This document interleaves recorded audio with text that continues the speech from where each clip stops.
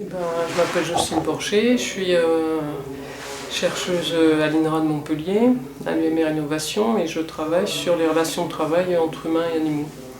Donc je cherche à comprendre comment les humains et les animaux travaillent ensemble, dans quelles conditions et quelles conséquences pour les humains et pour les animaux. Je peux traiter la question de manière décalée par rapport à l'élevage, puisque c'est sur ça que je travaille, les relations de travail entre humains et animaux avec les animaux domestiques et particulièrement avec les animaux d'élevage. Mais ce qu'on constate en élevage actuellement, c'est une très forte difficulté pour l'élevage à se pérenniser, puisqu'il est critiqué de tous côtés, et notamment via la critique de l'alimentation carnée, et plus la critique environnementale, puisque l'élevage est accusé d'être cause d'effet de serre, de produire des aliments qui ne seraient pas sains, là, comme la viande là, qui est soi-disant cancérigène. Enfin voilà, donc il y a tout un ensemble critique qui pèse sur l'élevage, et le problème c'est que justement il n'y a pas de différence entre l'élevage et ce que j'appelle les productions animales, c'est-à-dire les systèmes industriels intensifiés. Il y a une grande confusion entre l'élevage en tant que rapport historique aux animaux, qui n'est pas mauvais pour la planète, qui n'est pas mauvais pour la santé, qui est très bon pour nos liens avec les animaux, et puis les systèmes industriels qui eux sont une calamité.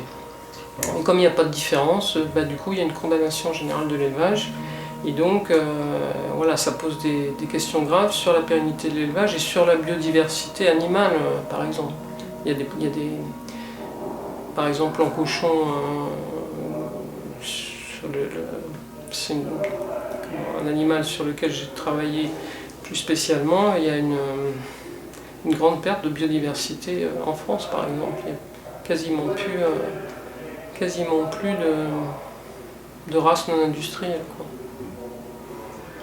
Elle pourrait revenir sous un ensemble de conditions qui sont à la fois politiques, qui sont beaucoup politiques, mais aussi sociétales, dans le sens où si effectivement chacun réalisait l'importance de nos liens aux animaux domestiques, et du coup faisait le lien, par exemple un truc tout bête, mais de faire le lien entre la relation à son chien et la relation des éleveurs à leurs vaches, ça aiderait à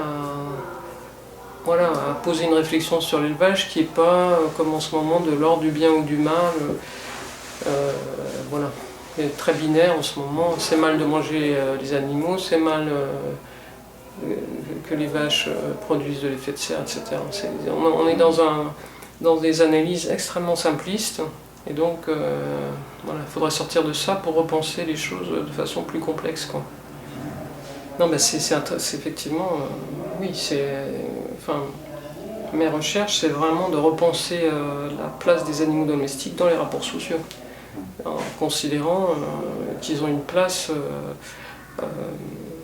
irremplaçable, parce que depuis les premières domestications, en fait, ils sont partie prenante de nos sociétés humaines, quoi. En fait, il n'y a pas de société humaine jusqu'à aujourd'hui sans animaux, quoi. Alors, selon les sociétés, c'est plus ou moins des représentations, mais dans nos sociétés occidentales par exemple, ou dans les sociétés plus éloignées mais qui font de l'élevage, les animaux sont vraiment partie prenante des liens sociaux. C'est des compagnons historiques.